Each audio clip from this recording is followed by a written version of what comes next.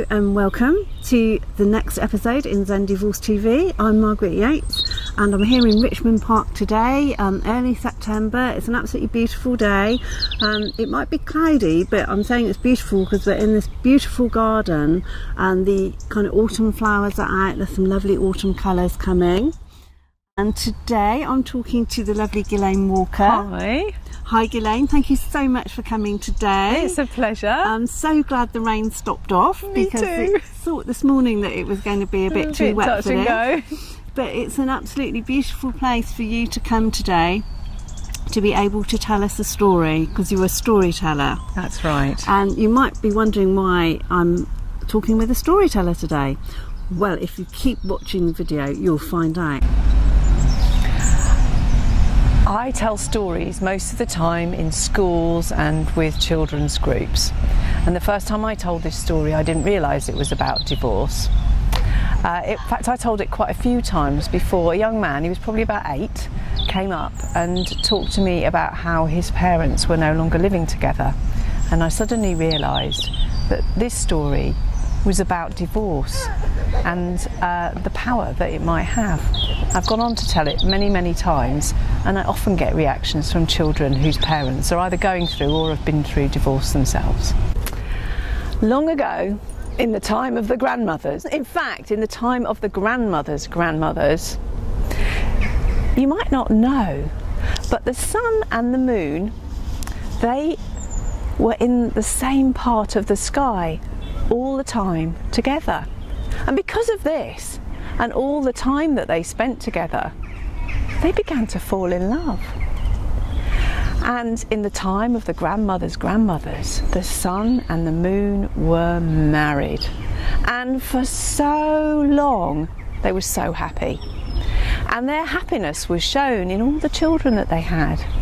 And each one of those children was set up in the sky as a beautiful, bright light. If you look up there now, you can't see them, not on a cloudy day like today, but they're there.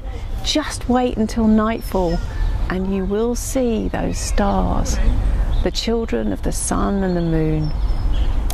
Now, they had so many children that they couldn't count them. They lived happily together for so many years that they couldn't count them. But as time passed, and it always does, they began to find that they didn't share the same things any longer.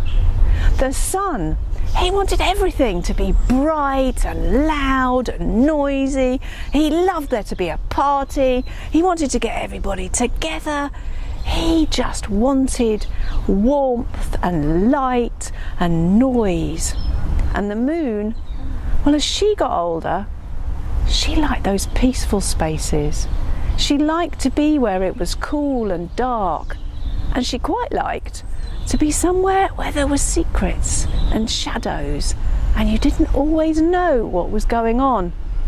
And as time went on, the sun and the moon found that they were living further and further apart in different parts of the sky, until it came to a point where the children said, "But who should we be with?"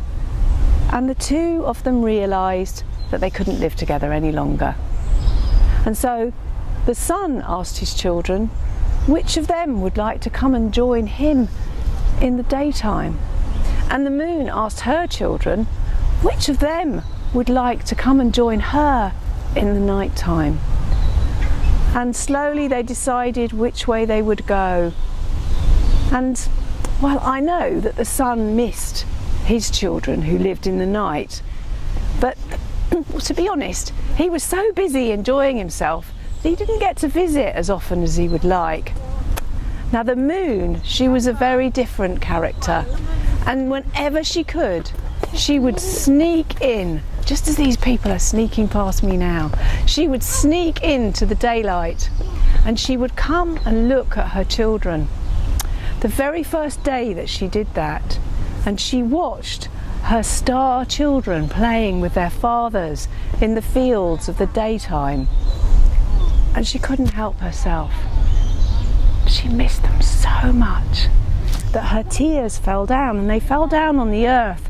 And the first people who lived in the times of the grandmothers, they looked up and they felt rain on their faces for the very first time.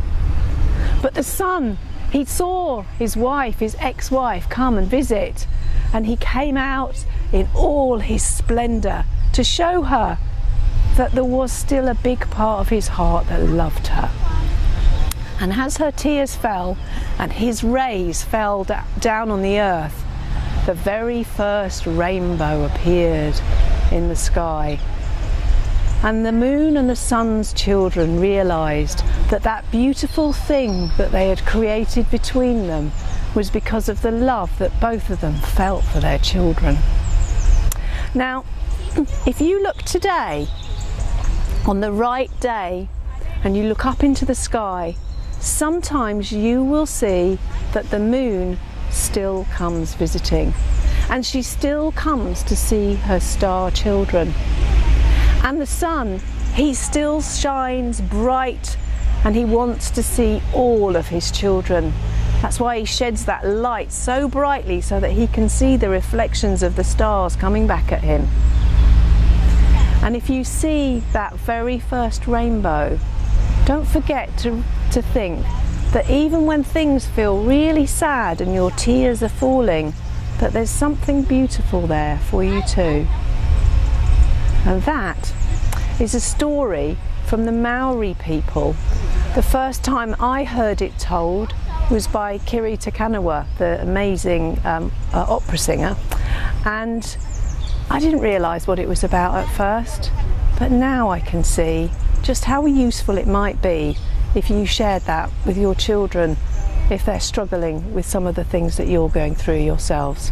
Well, thank you so much, Ghislaine. That was an amazing story. What a lovely story. I'm sure that will resonate with a lot of people. I really hope sure so. A lot of people will get a lot of help from that. Lovely. Thank you so much for coming along today. My pleasure.